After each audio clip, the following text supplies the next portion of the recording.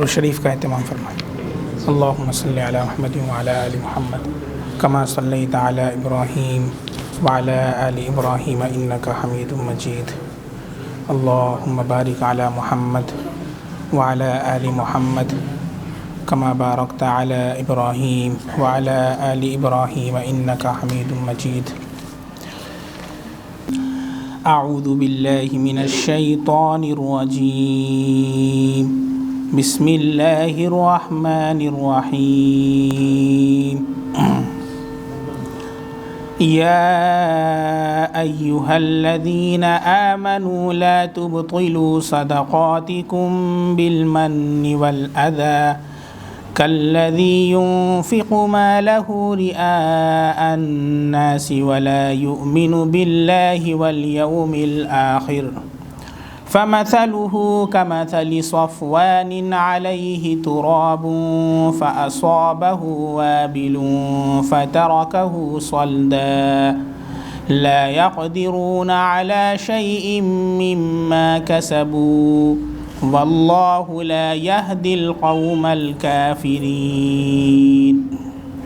ومثل الذین ينفقون اموالهم ابتغاء مرضات اللہ وتثبیتا من انفسهم كمثل جنة بربوة اصابها وابل فآتت اکلها ضعفین فإن لم يصبها وابل فطل واللہ بما تعملون بصیر۔ أَيَوَدُّ أَحَدُكُمْ أَن تَكُونَ لَهُ جَنَّةٌ مِّن نَّخِيلٍ وَأَعْنَابٍ تَجْرِي مِن تَحْتِهَا الْأَنْهَارُ لَهُ فِيهَا مِن كُلِّ الثَّمَرَاتِ وَأَصَابَهُ الْكِبَرُ وَلَهُ ذُرِّيَّةٌ ضُعَفَاءُ فأصابها إعصار فيه نار فاحترقت كذلك يبين الله لكم الآيات لعلكم تتفكرون۔ صدق اللہ العظیم۔ شروع اللہ کے نام سے جو بے حد مہربان نہایت رحم والا ہے۔ اے ایمان والو، اپنے صدقات کو باطل مت کرو، احسان جتلا کر اور برتاؤ کے ذریعے تکلیف پہنچا کر، اس شخص کی طرح جو اپنے مال کو خرچ کرتا ہے لوگوں کو دکھلانے کے لیے، اور وہ اللہ پر اور یوم آخرت پر ایمان نہیں رکھتا، تو اس کی مثال اس چٹان کی سی ہے جس پر مٹی ہو، پھر اس کے اوپر تیز بارش پہنچے اور اسے چکنا چھوڑ جائے، صاف شفاف چھوڑ جائے۔ وہ لوگ اپنے اعمال میں سے کسی بھی چیز پر قادر نہیں ہیں، اور اللہ کافر لوگوں کو ہدایت نہیں دیتے۔ اور ان لوگوں کی مثال جو اپنے مال خرچ کرتے ہیں اللہ کی رضا حاصل کرنے کے لیے اور اپنے نفس کو ثابت کرنے کے لیے، اس باغ کی طرح ہے جو اونچائی پر ہو، جس پر خوب تیز بارش آئے تو وہ باغ اپنا دوگنا پھل دے گا، اور اگر بارش نہ ہو تو پھوار ہی اس کے لیے کافی ہے، اور اللہ تعالی تمہارے اعمال سے پوری طرح باخبر ہے۔ کیا تم میں سے کوئی یہ چاہتا ہے کہ اس کے کھجور اور انگور کے باغ ہوں جس کے نیچے سے نہریں جاری ہوں، اور اس کے لیے اس باغ میں ہر طرح کے پھل ہوں، اور وہ بڑھاپے کی عمر کو پہنچ چکا ہو، اور اس کے چھوٹے بچے ہوں، پھر ایک آگ کا بگولا اس باغ کو پہنچے اور وہ اسے جلا کر راکھ کر دے؟ اسی طرح اللہ تمہارے لیے آیات کو بیان کرتا ہے تاکہ تم غور و فکر کرو۔ بسم اللہ۔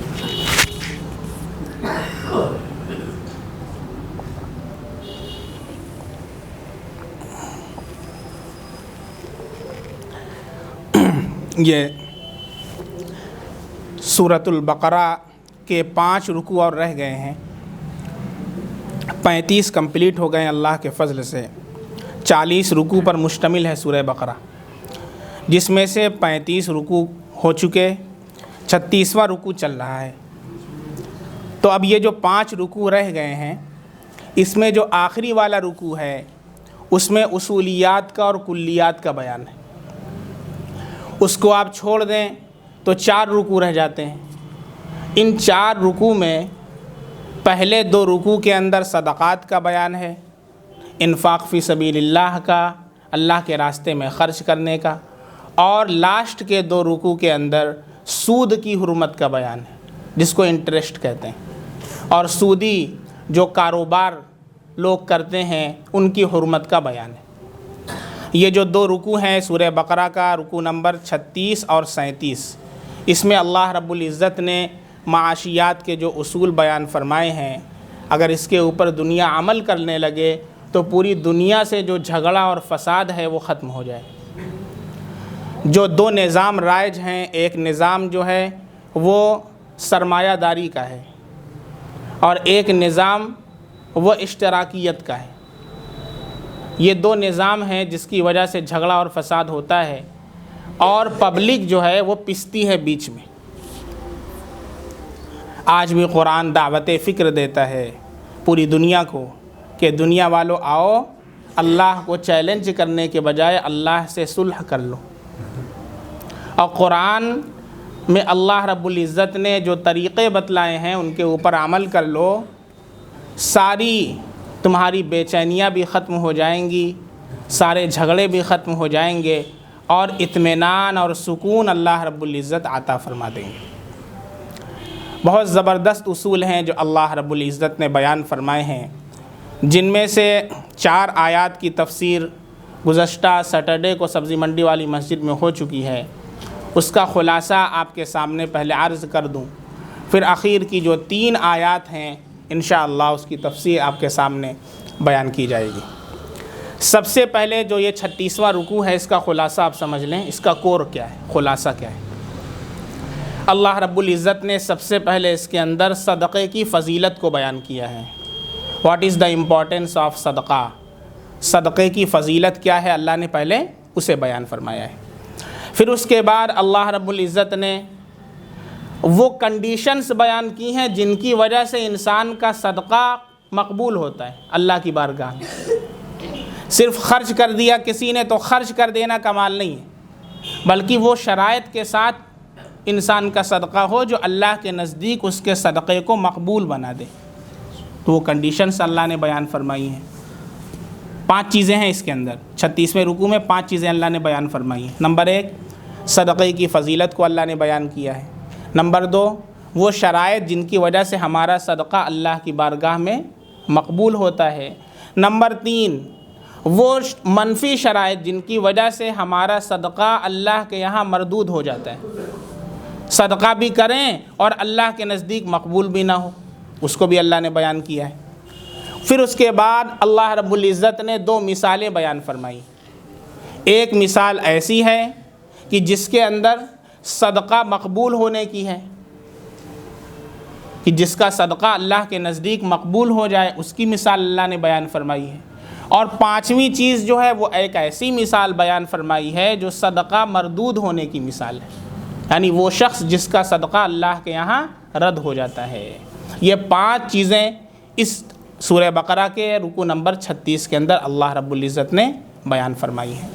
اب جو اس کا آیت نمبر 261 سے لے کر 264 تک کی آیت ہے، اس میں جو پہلی آیت ہے، اس میں اللہ رب العزت نے صدقے کی فضیلت اس طرح بیان فرمائی ہے کہ جس طریقے سے ایک دانہ ہو اور کاشتکار جو کسان ہے اس دانے کو سرسبز و شاداب زمین میں ڈالے اور وہ دانہ اس کو خوب اچھی بارش ملے، خوب اچھی زمین ملے، اور جو کاشتکار کسان ہے وہ بھی سارے اصول سے واقف ہے کہ کیسے کھیتی کی جاتی ہے، تو وہ دانہ ایک بالی بن جاتی ہے،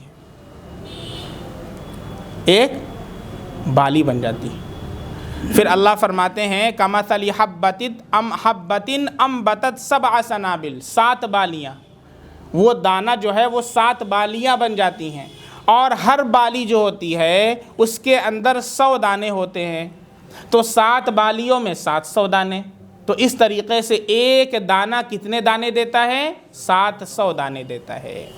اسی طریقے سے اگر کوئی بندہ اللہ کی راہ کے اندر 1 روپیہ صدقہ کرتا ہے، تینوں شرطیں پائی جائیں اس کے اندر، جیسے دانہ اچھا ہو، اسی طریقے سے جو صدقہ کر رہا ہے وہ صدقہ بھی حلال مال سے ہو، حرام مال سے نہ ہو۔ اگر وہ حرام مال ہے تو دانہ ہی خراب، جب دانہ ہی خراب تو بالی کہاں سے نکلے؟ پتہ چلا کہ وہ دانہ ہی نہ کھلے، تو وہیں سے معاملہ ہمارا خراب۔ اس لیے پہلی شرط کیا پائی گئی کہ وہ چیز جسے انسان صدقہ کر رہا ہے وہ طیب ہو، مال حلال ہو، جیسے وہ دانہ اچھا ہو، عمدہ ہو۔ دوسری شرط کیا ہے؟ دوسری شرط یہ ہے کہ جو کاشتکار ہے، جو کسان ہے، وہ کھیتی کے اصول سے، کھیتی کی جو معروف چیزیں ہیں کیسے کھیتی کی جاتی ہے وہ اس سے واقف ہو۔ ایسے ہی جو صدقہ کرنے والا ہے وہ ریا سے، نمود سے، شہرت سے خالی ہو کر کے صدقہ کرے اللہ کی رضا کے لیے۔ نمبر 3، دانہ ایسی زمین میں ڈالے جو بنجر نہ ہو، بلکہ سرسبز و شاداب زمین ہو، تبھی تو اس میں سے کھیتی ہوگی۔ اگر کوئی بنجر زمین میں لے جا کر کے دانہ ڈال دے تو وہاں سے کھیتی نہیں ہوگی، نہ اس میں سے دانے اگیں گے۔ اسی طریقے سے انسان کوئی صدقہ تو کر رہا ہے لیکن صدقہ مصرف میں نہ کرے۔ اللہ رب العزت نے، نبی کریم صلی اللہ علیہ وسلم نے جو مصارف بیان فرمائے ہیں ان مصارف میں صدقہ نہ کرے، بلکہ وہ منمانی طور پر صدقہ کر دے۔ کوئی اپنے سارے مال کو، ساری دولت کو کسی ناجائز کھیل اور تماشے کے لیے دے دے تو بجائے اس کو ثواب ملنے کے اس کو گناہ ملے گا، اس سے بے حیائی کو فروغ ہوگا۔ تو اگرچہ اس نے بڑی نیک نیتی کے ساتھ صدقہ کیا اور اخلاص کے ساتھ بھی کیا، لیکن مصرف اس کا درست نہیں ہے، اس وجہ سے وہ صدقہ بھی اللہ کی بارگاہ میں رد ہو جائے گا۔ چنانچہ رئیس المفسرین حضرت عبداللہ بن عباس رضی اللہ عنہ فرماتے ہیں کہ جو شخص 1 روپیہ بھی صدقہ کرتا ہے حج کے اندر یا جہاد فی سبیل اللہ کے اندر، اللہ اسے 700 گنا کر دیتے ہیں۔ جب یہ آیت نازل ہوئی، اللہ کے نبی صلی اللہ علیہ وسلم نے اللہ کے سامنے اپنے ہاتھ پھیلا دیے، ہمارے لیے، ہمارے نبی تو بخشائے تھے، ہمارے لیے ہاتھ پھیلا دیے اور کہا اے اللہ اور عطا فرمائیے، اور عطا فرمائیے، 700 پر بس نہیں بلکہ میری امت کو اور دیجئے۔ اللہ رب العزت نے دوسری آیت نازل فرمائی جو اس سے پہلے گزر چکی ہے، مَن ذَا الَّذِي يُقْرِضُ اللَّهَ قَرْضًا حَسَنًا فَيُضَاعِفَهُ لَهُ أَضْعَافًا كَثِيرَةً وَاللَّهُ يَقْبِضُ وَيَبْسُطُ وَإِلَيْهِ تُرْجَعُونَ۔ اللہ نے کہا میرے نبی کا ہاتھ اٹھائے، میرے پیارے کا ہاتھ اٹھائے تو خالی جانے نہیں دوں گا۔ اللہ نے کہہ دیا اضعافاً کثیرا، یعنی اتنا اللہ تعالیٰ اس کو دوگنا کرے گا کہ کثیرہ کرتا ہی چلا جائے گا، اور کتنا کرے گا اللہ کو معلوم ہے، اللہ نے اس کی کوئی تعداد نہیں بتائی۔ پھر بھی اللہ کے نبی صلی اللہ علیہ وسلم نے اللہ سے پھر دعا کی کہ اللہ اور عطا فرما، اور عطا فرما۔ پھر اللہ نے دوسری آیت نازل فرمائی، انما یوفی الصابرون اجرہم بغیر حساب، اللہ بغیر حساب کے دے دے گا۔ قربان جائے اللہ کی رحمت کے اور نبی کریم صلی اللہ علیہ وسلم کی اپنی امت کے اوپر شفقت کے۔ اے مسلمانوں، اس نبی کے تم فالوورز ہو جو تمہارے لیے راتوں کو روتا رہا، تمہارے لیے اللہ سے زیادتی ہی کی دعا کرتا رہا۔ آج یہ امت کہاں جا رہی ہے؟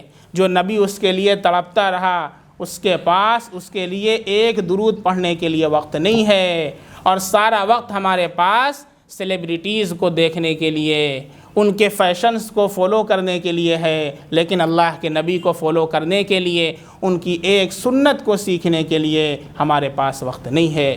مسلمانوں، بڑے افسوس کی بات ہے۔ اپنے نبی سے سچی محبت کرو، اپنے نبی سے سچا عشق کرو، اور عشق نام صرف زبان پر نہ ہو بلکہ وہ عشق عمل کے اندر تبدیل ہو۔ اللہ کے نبی کے اعمال کو اپنے کردار اور کیریکٹر کے اندر داخل کرو۔ یہ پہلی آیت ہے جس میں اللہ نے صدقے کی فضیلت کو بیان فرمایا۔ پھر اللہ رب العزت ارشاد فرماتے ہیں وہ دو شرائط جن کی وجہ سے صدقہ اللہ کی بارگاہ میں مقبول ہوتا ہے، اور اگر وہ شرط نہ پائی جائے تو اللہ تعالیٰ کے یہاں ہمارا صدقہ مردود ہو جاتا ہے، جن کو منفی شرائط بولتے ہیں۔ اللہ ارشاد فرماتے ہیں جو لوگ اپنے مالوں کو اللہ کے راستے میں خرچ کرتے ہیں، پھر وہ خرچ کرنے کے بعد احسان جتلاتے ہیں، مننا، کیا کرتے ہیں؟ کسی کی مدد تو کر دیا، ہیلپ تو کر دیا، لیکن جب موقع پڑا تو کہہ دیا یاد نہیں ہے؟ وہ وقت یاد ہے جب کوئی تم کو پوچھ نہیں رہا تھا، کس نے ساتھ دیا تھا؟ احسان جتلا دیا، سارا صدقہ ہمارا رد ہو گیا، کنڈم ہو گیا، خراب، بیکار، کوئی فائدہ نہیں۔ احسان نہ جتلاؤ، اللہ کے لیے تم نے صدقہ کیا ہے کہ لوگوں کے واسطے کیا ہے؟ مننا لا یتبعون مننا، وہ احسان نہیں جتلاتے ہیں۔ اگر احسان ہم نے جتلا دیا، یہ سمجھیں 1 کروڑ بھی ہم نے صدقہ کیا، وہ سارا کا سارا رد ہو گیا اللہ کی بارگاہ میں۔ ولا اذا، دوسری منفی شرط اللہ نے بیان فرمائی کہ اپنے برتاؤ سے تکلیف نہیں پہنچاتے۔ جیسے کسی کو ہم نے صدقہ دیا ہے تو کوئی ایسا برتاؤ نہ کریں کہ اس برتاؤ سے اس کو تکلیف ہو، اس کو اذیت ہو، اس کی دل آزاری کا سبب ہو۔ کمبل بھی دے رہے ہیں اور باقاعدہ فوٹو کھینچا جا رہا ہے، اخبار میں ڈالا جا رہا ہے۔ کتنے ایسے بچے ہیں جو یہ کہتے ہیں کہ انکل ہمارا فوٹو نہ کھینچیے، دنیا جان جائے گی کہ آپ نے ہم کو کمبل دیا ہے، اور دوسرے ہمارے لوگ ہم کو چڑھائیں گے، ہمارے دوست ہم کو چڑھائیں گے کہ ارے کل انکل نے آ کے تم کو کپڑا دیا تھا۔ دل آزاری کا سبب۔ تو کوئی ایسا برتاؤ نہ کرے دینے کے بعد کہ وہ اس کی دل آزاری کا سبب ہو، ورنہ صدقہ رد ہو جائے گا۔ یہ اللہ نے منفی شرائط بیان فرمائی۔ لہم اجرہم عند ربہم ولا خوف علیہم ولا ہم یحزنون۔ پھر جو تیسری آیت ہے، آیت نمبر 263، اس کے اندر اللہ رب العزت فرماتے ہیں کہ اگر کوئی سائل آ جائے، کوئی سوال کرنے والا آ جائے، تو اگر تم نہ دینا چاہو تو ایسے موقع پر جھڑکو مت، کوئی بھلی بات اس سے کہہ دو، بابا معاف کرو۔ نہیں دینا چاہتا تو کوئی اللہ نے فرض واجب نہیں کیا کہ جو آ گیا اس کو دو ہی۔ تو نہیں دینا چاہ رہا ہے تو پھر کوئی بھلی بات کہہ دے، قول معروف، بابا آگے جائیے، بابا معاف کیجیے۔ وَمَغْفِرَةٌ، دوسری بات اللہ نے فرمائی کبھی ایسا ہوتا ہے کہ سائل وہ اصرار کرنے لگتا ہے، چمٹ جاتا ہے، ضد کرنے لگتا ہے، تو ہم کو غصہ آ جاتا ہے، اور کوئی کام نہیں ملا سوائے مانگنے کے، الٹا سیدھا۔ اللہ فرماتے ہیں درگزر کر دو، معاف کر دو، مغفرۃ۔ ایک صحابی اللہ کے نبی صلی اللہ علیہ وسلم کی خدمت میں آئے، آپ صلی اللہ علیہ وسلم نے ان کو بہت سی بکریاں اور بہت سی چیزیں دیں۔ پھر انہوں نے کہا اللہ کے نبی اور دیجئے۔ آپ صلی اللہ علیہ وسلم نے پھر دیا، تقریباً 100 بکریاں اور کتنے اونٹ دیے۔ پھر کہا اللہ کے نبی اور دیجئے۔ آپ صلی اللہ علیہ وسلم کی پیشانی پر بل تک نہیں آئے، آپ دیتے رہے۔ صحابہ سوچ رہے ہیں کہ ارے کیسا انسان ہے، مانگتا جا رہا ہے، اللہ کے نبی دیتے جا رہے ہیں، وہ مانگ رہا ہے، اللہ کے نبی دیتے جا رہے ہیں۔ آپ صلی اللہ علیہ وسلم نے جھڑکا نہیں، نہ ایک مرتبہ یہ کہا کہ ارے جاؤ بھاگو، دے دیے نا۔ اللہ فرما رہے ہیں قول معروف، بھلی بات کہہ دو، نہیں دینا بھلی بات کہہ دو، بابا جائیے۔ ومغفرۃ، اصرار کر رہا ہے تو آپ کیا کیجئے، درگزر کر دیجئے، مغفرۃ، معاف کر دیجئے۔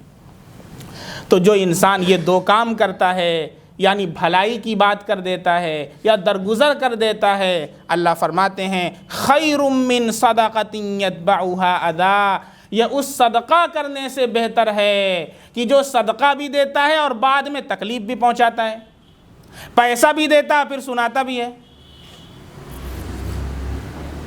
اللہ فرما رہے ہیں اس پیسہ دینے سے اور پیسہ دینے کے بعد سامنے والے کو تکلیف پہنچانے سے بہتر ہے کہ نہ دو، اپنے پاس رکھو، بھلی بات کہہ کر کے بیچارے کو آگے بڑھا دو، کیونکہ اگر تم نے صدقہ دیا اور پھر سنایا تو وہ مردود ہو گیا، اس کی دل آزاری ہو گئی، مت دو، قول معروف، بھلی بات کہہ دو۔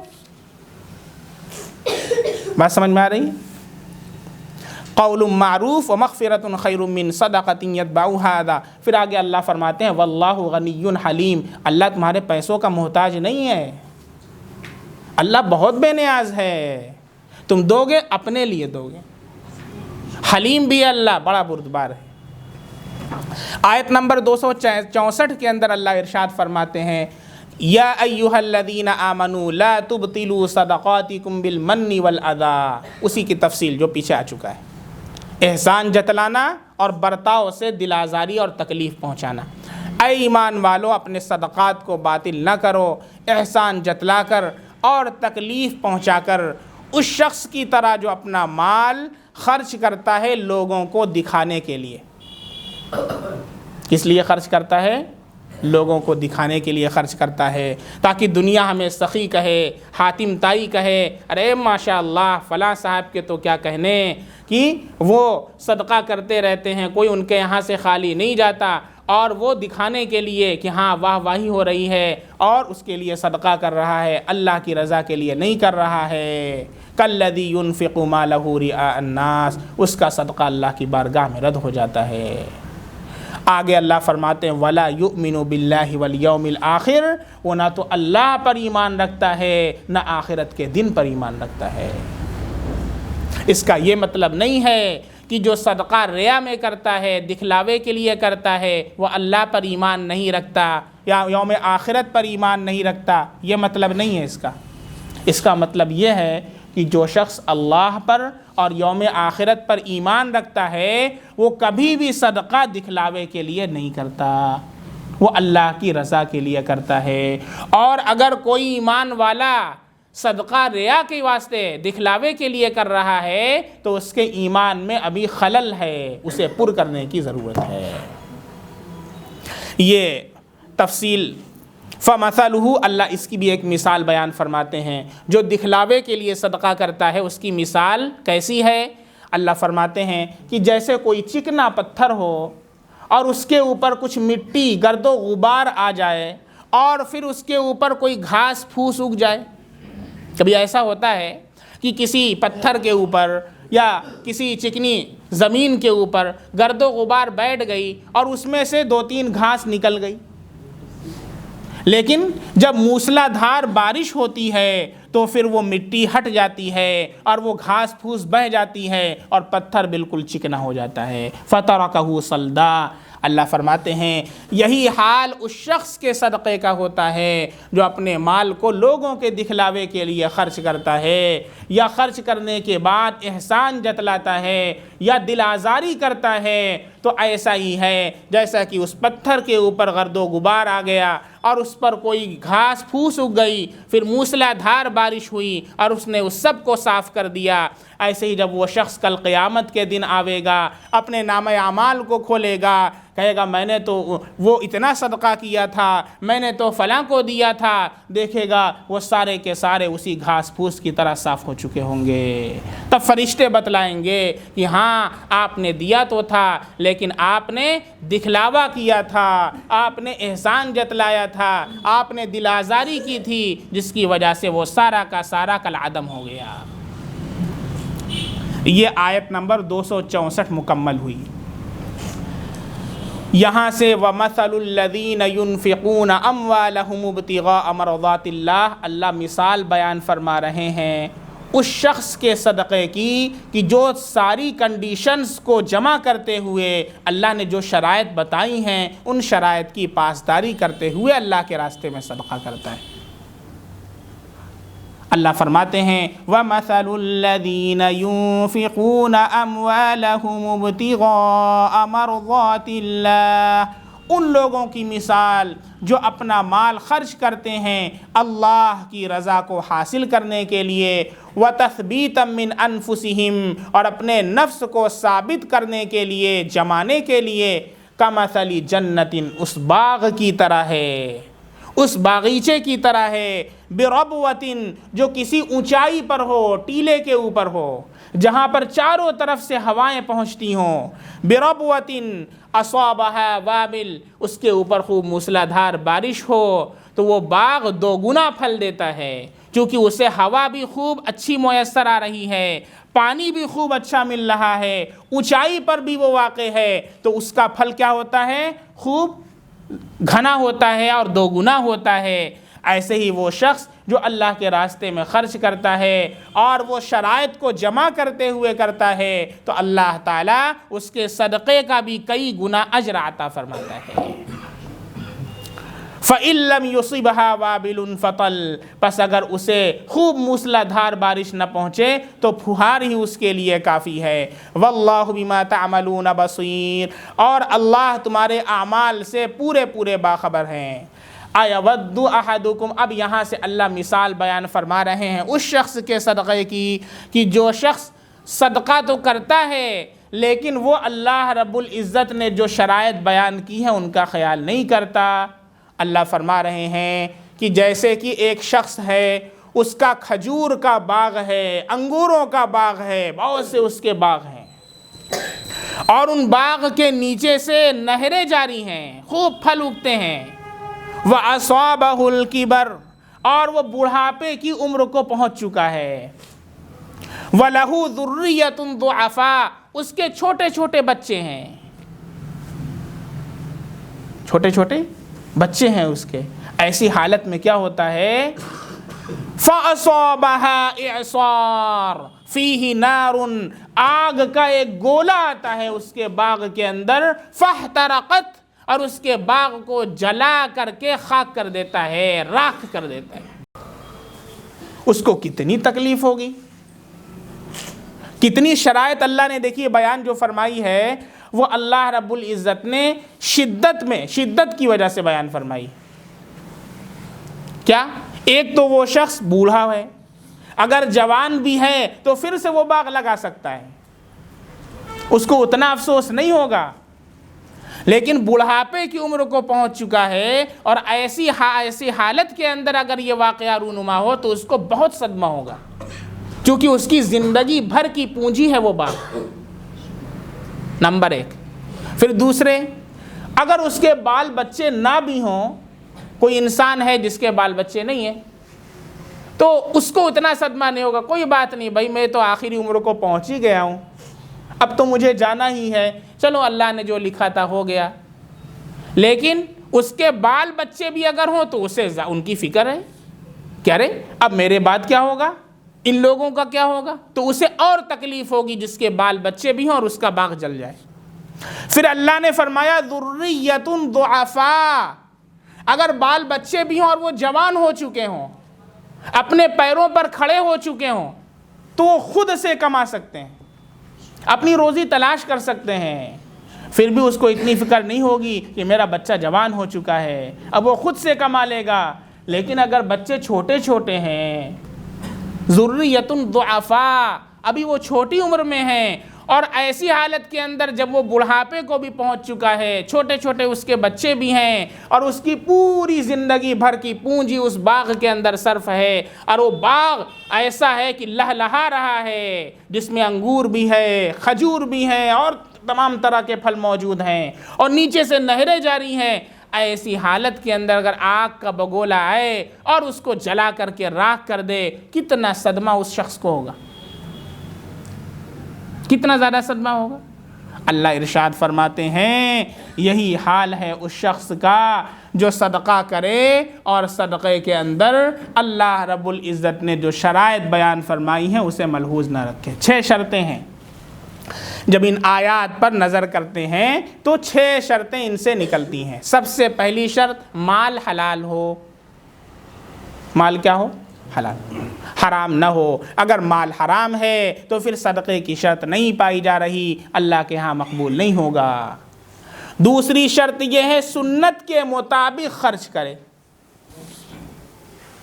سنت کے مطابق خرچ کرے کیا مطلب؟ سنت کے مطابق خرچ کرنے کا مطلب یہ ہے کہ خرچ کرتے وقت کسی کا حق مار کر خرچ نہ کرے. خرچ کرتے وقت کسی کا حق مار کر خرچ نہ کرے. جیسے ہمارے اوپر بیوی کا حق ہے, بچے چھوٹے ہیں, ان کا نفقہ ہمارے اوپر واجب ہے, لیکن ہم نے ان کا نفقہ نہیں دیا اور وہ خرچ جو تھا وہ ہم نے صدقہ کر دیا, تو اب یہ حق مارنا ہوا. پہلے ان کا حق ادا کرو.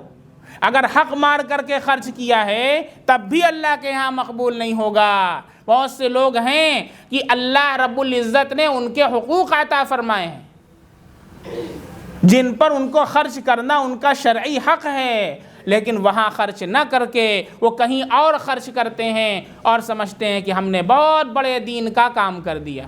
دین کا کام نہیں کیا, وہ صدقہ رد ہو گیا, چونکہ آپ نے سنت کے مطابق خرچ نہیں کیا ہے. اس کا ہمیشہ خیال رکھیں. جو اہل حقوق ہم سے وابستہ ہیں, ہم سے ریلیٹڈ ہیں, جن کا نفقہ ہمارے اوپر واجب ہے, ان کی ادائیگی کے بعد جو پیسہ بچے پھر اس میں سے ہم صدقہ کر سکتے ہیں. دوسری شرط کیا ہے؟ سنت کے مطابق خرچ کرنا. تیسری شرط کیا ہے؟ مصرف میں خرچ کرنا. کہاں پر خرچ کرنا؟ مصرف میں. اب اس کا بتایا گیا اس کے پہلے بھی کہ اگر کسی نے صدقہ کیا, حلال مال سے کیا, سنت کے مطابق خرچ کیا, لیکن مصرف کے اندر خرچ نہیں کیا, اٹھا کر کے کسی کھیل تماشے میں ناجائز چیز کے اندر دے دیا, تو پھر وہ سارا کا سارا پیسہ لغو ہو گیا, اللہ کی بارگاہ میں قبول نہیں ہوا, مردود ہو گیا. چوتھی شرط یہ ہے کہ خرچ کرنے کے بعد احسان نہ جتلائے. اگر احسان جتلا دیا تو بھی صدقہ رد ہو گیا. پانچویں شرط یہ ہے کہ خرچ کرنے کے بعد اپنے برتاؤ سے ایذا نہ پہنچائے, تکلیف نہ پہنچائے. اگر تکلیف پہنچا دی تو بھی صدقہ رد ہو گیا.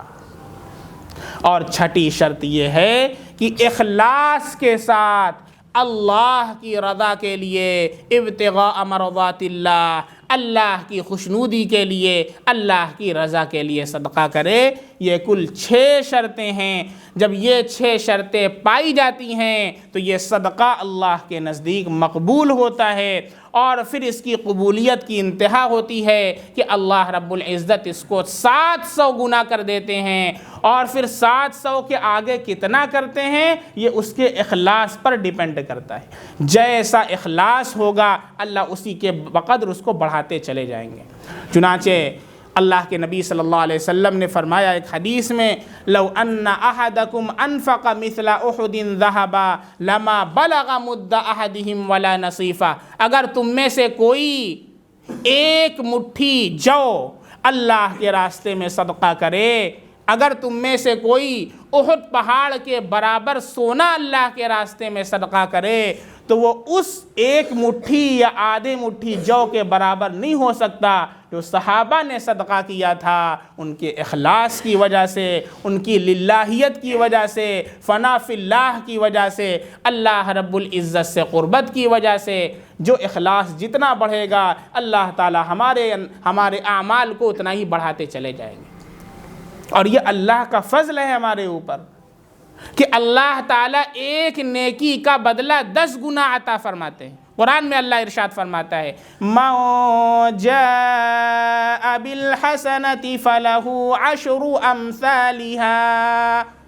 جو ایک نیکی کرتا ہے اللہ 10 گنا اس کو نیکی عطا فرماتے ہیں. اب بتائیے, پھر آگے اللہ ارشاد فرماتا ہے, وَمَن جَاءَ بِالسَّيِّئَةِ فَلَا يُجْزَى إِلَّا مِثْلَهَا وَهُمْ لَا يُظْلَمُونَ. کہ جو کوئی گناہ کرتا ہے تو اللہ بس ایک ہی گناہ دیتے ہیں. اللہ کی رحمت کے قربان جائیے. اللہ چاہتا ہے کہ میرا بندہ جنت میں چلا جائے, ایک نیکی بندہ کر رہا ہے، اللہ فرشتے سے کہہ رہے ہیں 10 عطا فرما۔ ایک گناہ کر رہا ہے، اللہ کہتے ہیں 10 نہیں، ایک ہی عطا فرما۔ اور یہ جو فرشتے کرامن کاتبین ہمارے اعمال نامے کو لکھ رہے ہیں، اللہ تعالیٰ کی طرف سے رعایت دیکھیے، اللہ کا کرم دیکھیے، اللہ کی عنایت دیکھیے، اللہ کی شفقت دیکھیے کہ جب کوئی گناہ ہم سے ہوتا ہے تو فرشتہ لکھنا چاہتا ہے تو جو نیکی والا فرشتہ اسے روکتا ہے اور کہتا ہے کہ ابھی رک جاؤ، ہو سکتا ہے کہ کوئی نیک عمل کر لے۔ وہ کہتا ہے ٹھیک ہے بھائی، وہ رک جاتا ہے، ویٹ کر لو، چونکہ جو ڈیوٹی ہے وہ چینج ہوتی ہے۔ صبح جو فرشتے آتے ہیں وہ شام کو عصر کے بعد جاتے ہیں، اور جو عصر کے بعد آتے ہیں ان کی ڈیوٹی پوری رات رہتی ہے، وہ صبح کو جاتے ہیں تو صبح کو دوسرے آتے ہیں۔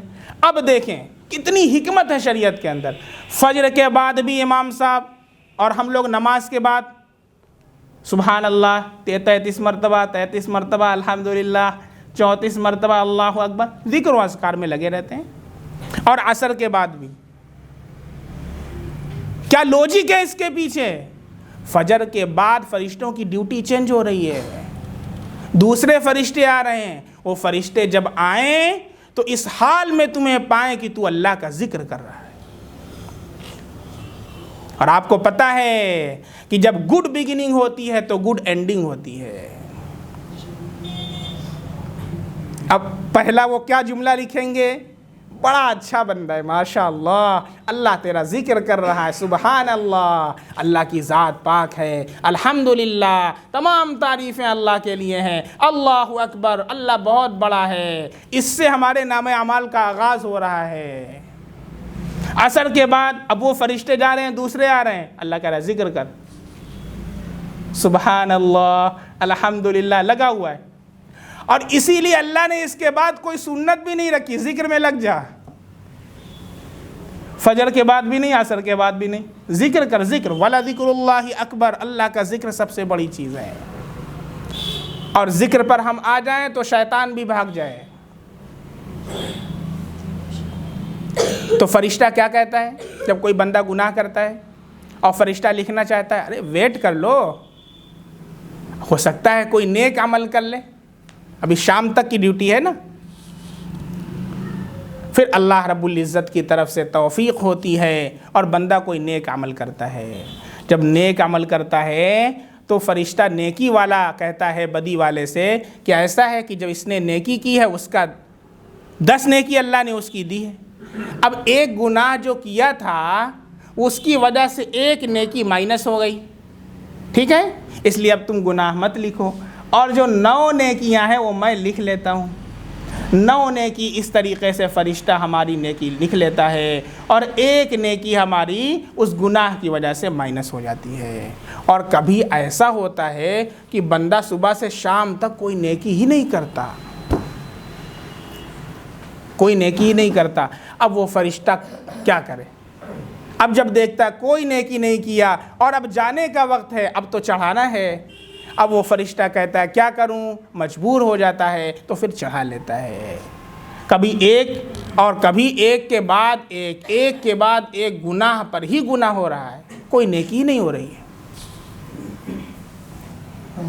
اس لیے نیکی کی توفیق کا ملنا یہ بھی اللہ کی طرف سے ہے، گناہوں سے توبہ کی توفیق کا ملنا یہ بھی اللہ کی طرف سے ہے۔ اور یہ جو ہمارے اندر اللہ نے نفس لوامہ پیدا کیا ہے یہ بھی اللہ ہی نے پیدا کیا ہے، کہ جو ہمیں گناہوں پر ندامت کرتا ہے، گناہوں پر ملامت کرتا ہے اور توبہ کی تلقین کرتا ہے۔ انسان کوئی گناہ کرتا ہے تو اس کا دل آواز دیتا ہے، کیا دیکھ کیا کر رہا ہے، اللہ سے ڈر، اللہ دیکھ رہا ہے، وہ اپنے دل میں اسے برا سمجھتا ہے۔ ابھی آج نماز پڑھ کے آیا جمعہ کی، تو کئی میسیجز، ایک کوئی بندہ نام بتانے سے انہوں نے منع کیا، بہت زیادہ بے چین میسیج پہ، میں نے کہا بھائی کیا بات ہے، کئی میسیجز اس کے، خیر میں نے کہا کوئی ارجنٹ ہوگا تبھی دیکھا، اس لیے بہت سے میسیجز رہتے ہیں۔ میں نے کہا کہ 10-20 میسیجز ہیں تو بہت امپورٹنٹ مسئلہ ان کا ہوگا، تو میں نے ان کو کھولا دیکھا تو انہوں نے کہا مفتی صاحب بڑا مسئلہ ہے میرے ساتھ کہ میں ایک ایسی گناہ کے اندر مبتلا ہوں یہ گناہ بے لذت ہے جس کی وجہ سے میری صحت بھی دن بدن ڈاؤن ہوتی جا رہی ہے اور اس کی وجہ سے اعمال سے بھی دل ہٹتا جا رہا ہے۔ اور کئی مرتبہ اللہ سے توبہ کیا، اللہ کے سامنے رویا دھویا کئی مرتبہ، لیکن پھر اس کے بعد وہ گناہ ہو جاتا ہے۔ کیا کروں، پریشان ہوں۔ اور اس نے بتایا بھی نہیں، کہا کہ آپ سمجھ گئے ہوں گے، آپ حضرات بھی سمجھ گئے ہوں گے، سمجھ گئے ہوں گے۔ مشت زنی، جس کو عربی میں استمنا بالید بولتے ہیں۔ اب دیکھیں ڈاکٹر صاحب کہہ رہے ہیں مشکل ہو گیا، اب اس کو آسان کرنا، اب کوئی صاحب اس کو آسان کر دے، بھائی اس کو کیا بولتے ہیں؟ مشت زنی بولتے ہیں اس کو۔ جو لوگ ہاتھ کے ذریعے اپنی منی زائل کرتے ہیں، جب وہ ٹوائلٹ میں جاتے ہیں اور شہوت کا غلبہ ہوتا ہے تو کیا کرتے ہیں؟ وہ ہاتھ سے اپنی منی کو زائل کرتے ہیں۔ سمجھ گئے کہ نہیں آپ لوگ؟ اس کو مشت زنی بولتے ہیں۔ بہت خطرناک چیز ہے۔ حدیث کے اندر اللہ کے نبی صلی اللہ علیہ وسلم نے فرمایا 7 ایسے لوگ ہیں جن سے اللہ کل قیامت کے دن بات نہیں کرے گا، ان کی طرف دیکھے گا نہیں اور نہ ان کو پاک صاف فرمائیں گے۔ ان میں سے پہلے نمبر پر ہے کہ جو اپنے ہاتھ سے وطی کرتا ہے۔ مطلب سمجھ رہے ہیں ہاتھ سے وطی کرنے کا؟ ناکح یدہ، مطلب اپنے ہاتھ سے اپنی منی کو نکالتا ہے۔ پہلے نمبر پر وہ شخص۔ اللہ ہم سب کی حفاظت فرمائے۔ اور کتنے ایسے نوجوان ہیں، وہ تو بیچارہ اس نے اپنی درد کو بیان کیا، یہ اسی وقت میں بیٹھ کر کے سوچنے لگا اللہ یہ نفس لوامہ آپ ہی نے پیدا کیا۔ گناہ کر رہا ہے بندہ لیکن دل میں ملامت ہے کہ میں کس طریقے سے اپنے اللہ کے قریب ہو جاؤں۔ یہ اللہ کی طرف سے محبت کی علامت ہے کہ اللہ آپ کے دل کے اندر اپنی محبت کو ڈالتا ہے اور توبہ کی توفیق دے رہا ہے۔ یہ اللہ کی محبت ہے۔ اور کیا ہے؟ انہوں نے کہا کوئی طریقہ بتا دیجیے، تو ضروری ہے کہ بتا دیا جائے۔ سب سے پہلی چیز تو یہ ہے کہ ان چیزوں کو چھوڑنا پڑے گا۔ اور دیکھیے دو لوگ ہیں، ایک جو لوگ یہ کام کرتے ہیں، ایک تو وہ ہیں جو غیر شادی شدہ ہیں، جن کی شادی نہیں ہوئی، اور ایک وہ ہیں جو شادی شدہ ہیں۔ ٹھیک ہے؟ عام طور پر جو غیر شادی شدہ ہیں وہ زیادہ اس کے اندر ملوث ہوتے ہیں۔ تو سب سے پہلی چیز یہ ہے کہ آپ کوشش کر کے نکاح کریں۔ شہوت کا جب غلبہ ہوتا ہے اور انسان قابو نہیں پاتا تو پھر وہ اپنی منی کو اس راستے سے زائل کرتا ہے۔ طالب علمی کے دور میں میرا ایک دوست تھا، نام نہیں لینا چاہتا، میں آپ سے بتاؤں خون کی الٹی کرتا تھا، خون کی الٹی، اور کلاس میں نہیں آئے۔ اچھا مجھے بڑی فکر، چونکہ بہت زیادہ ٹیلنٹڈ بندہ تھا اور مجھے بڑی فکر ہوتی تھی امت کا سرمایہ ہے، تو میں ان کے پاس جاؤں، بھائی عیادت کے لیے کیا بات ہے، آخر آپ کلاس میں نہیں آئے، بھائی اب میرا فرض بنتا ہے میں آپ کی عیادت کروں، پوچھوں، اور میرے لائے کوئی خدمت ہے تو میں کر سکتا ہوں، کوئی دوا لانا ہے، کوئی کام ہے، کوئی ضرورت ہے تو بتائیے۔ نہیں عبد الرحمن بھائی کوئی بات نہیں، ٹھیک۔ پھر پتہ چلے کہ پھر ایک دن میں گیا دیکھنے کے لیے تو دیکھا کہ وہ اپنے روم کے باہر ایسے الٹی کر رہا ہے اور دیکھا کہ لال لال کچھ گر رہا ہے، تو میں بہت زیادہ ڈر گیا کہ کیا بات ہے آخر۔ دیکھا وہ خون کی الٹی کر رہا تھا اور کسی کو نہیں بتاتا تھا، سب سے چھپاتا تھا۔ خیر ہم گئے، بہت ہم نے کہا بھائی ہم سے نہیں بتاؤ گے تو کس سے بتاؤ گے؟ اس نے بتایا پوری صورتحال۔ گھر والے شادی نہیں کر رہے ہیں، شہوت کا اتنا غلبہ ہے کہ پریشان ہو جاتا ہوں، اور جب شہوت بھر جاتی ہے تو پھر وہ منہ کے راستے سے بھی نکل رہی ہے۔ حیجان جو ہوتا ہے، نس سب تن جاتی ہے، جب انسان شہوت کے اندر ہوتا ہے تو اس کی نسیں ساری تن جاتی ہیں، پھر بعض مرتبہ وہ خون کی الٹی کرنے لگتا ہے۔ تو پہلا کیس میں نے دیکھا تھا بھائی کتنا ہوتا ہے کہ نہیں، لیکن کچھ لوگ ہوتے ہیں جو اس راستے سے نکالتے ہیں اپنی منی کو۔ تو جو غیر شادی شدہ ہیں وہ شادی کی فکر کریں، اور والدین کو بھی چاہیے کہ اب جب بچہ نوجوان ہو چکا ہے اور گناہ کا عادی ہے، گناہ میں لگا ہوا ہے، تو اس کا وبال بھی آپ کے اوپر ہوگا۔ اس لیے اس کے لیے جائز راستہ جو اللہ رب العزت نے نکاح کا دیا ہے وہ اس کے لیے آپ منتخب کریں اور اس کا عقد مسنون کر دیں۔ ایک تو یہ۔ جب تک شادی نہ ہو تب تک کیا کریں؟ یا جو شادی شدہ ہیں وہ کیا کریں؟ تو شادی ہو چکی ہے، ان کے لیے عمل بتا رہا ہوں، اور انشاءاللہ عمل کر کے دیکھیں۔ جو لوگ بھی ایسے ہیں کہ جو اس برائی کے اندر مبتلا ہیں، جو اس عمل کے اندر مبتلا ہیں، اللہ کی ذات سے امید ہے کہ انشاءاللہ تعالیٰ ان سے نجات مل جائے گی۔ سب سے پہلا کام آج رات اللہ کے حضور 2 رکعت صلاۃ التوبہ پڑھ کر کے 100 مرتبہ استغفار کریں۔ 2 رکعت صلاۃ التوبہ، توبے کی نماز، صلاۃ التوبہ، جیسے صلاۃ التسبیح ہم پڑھتے ہیں، تحیۃ الوضو پڑھتے ہیں، تحیۃ المسجد پڑھتے ہیں، ایسے ہی صلاۃ التوبہ ہے۔ اور جیسے 2 رکعت آپ پڑھتے ہیں ساری نمازیں، ایسے ہی یہ بھی 2 رکعت پڑھنا ہے۔ اس کی نیت بس صلاۃ التوبہ کی ہوگی، ٹھیک ہے؟ نیت میں جو دل سے نیت ہوتی ہے کہ صلاۃ التوبہ میں آپ کے اے اللہ میں 2 رکعت صلاۃ التوبہ پڑھ رہا ہوں۔ اور پھر صلاۃ التوبہ پڑھنے کے بعد ایک دعا بھی ہے، لا الہ الا اللہ الحلیم الکریم، سبحان اللہ رب العرش العظیم، والحمد للہ رب العالمین، اسألک موجبات رحمتک وعزائم مغفرتک والغنیمۃ من کل بر والعصمۃ من کل ذنب والسلامۃ من کل اثم، لا تدع لنا ذنبا الا غفرتہ ولا ہما الا فرجتہ ولا دینا الا قضیتہ ولا حاجة من حوائج الدنیا والآخرہ ہی لک رضا الا قضیتها یا ارحم الراحمین۔ یہ دعا پڑھ سکیں، نہیں تو دیکھ کر کے پڑھ لیں، دیکھ کر کے بھی نہیں پڑھ سکتے، اپنی زبان کے اندر اللہ رب العزت سے جو بھی ہم گناہ کرتے ہیں ان سے اللہ سے ہم توبہ کریں، 100 مرتبہ استغفار پڑھیں، اور پھر اللہ کے حضور ہم توبہ کریں، سچے دل سے توبہ کریں کہ اللہ آج کے بعد سے میں یہ نہیں کروں گا۔ اور پھر توبہ کے بعد اللہ سے عہد کریں، کیا کہ اللہ اگر آج کے بعد میں نے یہ عمل کیا، مشت زنی والا عمل کیا، آج کے بعد میں نے یہ عمل کیا تو میں 3 روزے رکھوں گا۔ کتنے؟ 3 روزے رکھوں گا۔ اور جو حضرات بزنس کرتے ہیں، کماتے ہیں، تاجر لوگ ہیں جو کماتے ہیں، 5 دن کی جو سیلری ہے یا 5 دن کی جو آمدنی ہے وہ اللہ کے راستے میں صدقہ کروں گا۔ 3 روزے رکھوں گا اور 5 دن کی آمدنی اللہ کے راستے میں صدقہ کروں گا۔ اور جو ابھی نوجوان ہمارے سن رہے ہیں، جو ابھی کما نہیں رہے ہیں، جو بزنس نہیں کر رہے ہیں، ان کو جو کچھ جیب خرچ ملتا ہے گھر والوں کی طرف سے، ابو دے دیتے ہیں، امی 50 روپیہ دے دیتی ہیں، 20 روپیہ دے دیتی ہیں، تو 5 دن تک جو بھی جیب خرچ ملے گا اسے اللہ کے راستے میں صدقہ کروں گا۔ اللہ سے عہد کیجیے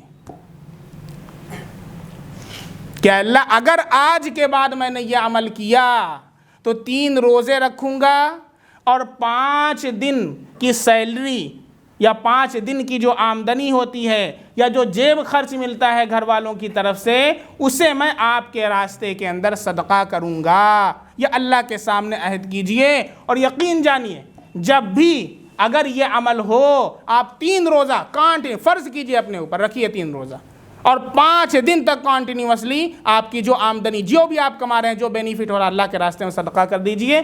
1 مہینے کے اندر آپ کا یہ عمل نہ چھوٹ گیا تو بتائیے مجھے۔ جیسا مہلک مرض ہے اس کا علاج بھی ویسے ہی ہے، نہیں چھوٹے گا یہ مرض۔ یہ اعضائے رئیسیہ کو کمزور کر دیتا ہے۔ ڈاکٹر حضرات اور حکیم حضرات بیٹھے ہوئے ہیں، آپ ان سے رابطہ کر لیں۔ اور جو غیر شادی شدہ لوگ یہ عمل کرتے ہیں پھر وہ نکاح کے قابل نہیں رہتے، وہ عنین ہو جاتے ہیں، اور ان کے باقاعدہ مسائل لکھے ہوئے ہیں فقہ کی کتابوں کے اندر۔ عنین کا مطلب سمجھ رہے ہیں؟ نامرد۔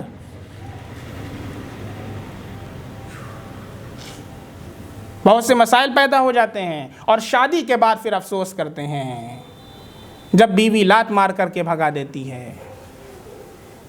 بات سمجھ میں آ رہی ہے نوجوانوں؟ تو اس عمل سے اللہ سے توبہ اور اللہ سے ہی حفاظت کی دعا کہ اللہ آپ ہی ہمیں بچانے والے ہیں۔ اور جب اس طرح کے خیالات آئیں تو اس سے پہلے بھی میں نے ایک دعا ریکارڈ کروائی ہے، نفس کے برے خیالات کو روکنے کے لیے اللہم الہمنی رشدی واعذنی من شر نفسی۔ جب اس طرح کے خیالات آویں تو اس دعا کا ہم اہتمام کریں اور اللہ رب العزت کے ذکر کے اندر لگ جائیں اور اللہ سے کہیں اے اللہ، اپنے دل سے کہیں دیکھ اللہ تجھے دیکھ رہا ہے، اللہ تیرے دل کو بھی دیکھ رہا ہے، اور فوراً اللہ کی طرف متوجہ ہو جائیں۔